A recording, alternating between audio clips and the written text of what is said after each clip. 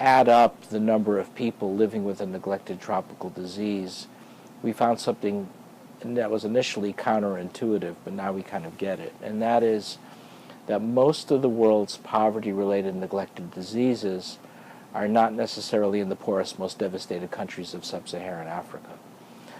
They're there, of course, but on a total numbers basis, the largest number of people living with a neglected tropical disease live in G20 countries, the group of 20 countries. Now you might say, well, how can that be? The G20 countries are the 20 largest economies. But it's the poor living among the wealthy, or what I call the poorest of the rich, that today account for the world's neglected tropical diseases. But it concentrates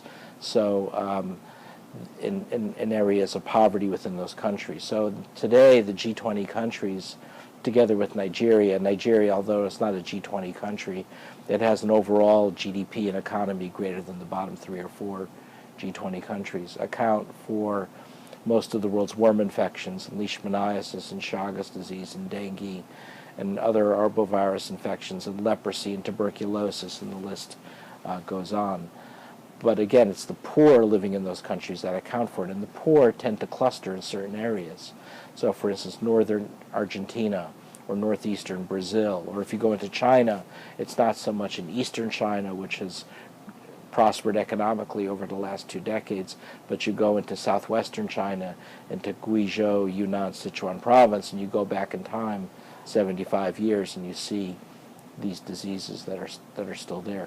Well, it's the same in the southern United States as well. So the idea of finding neglected tropical diseases in the U.S.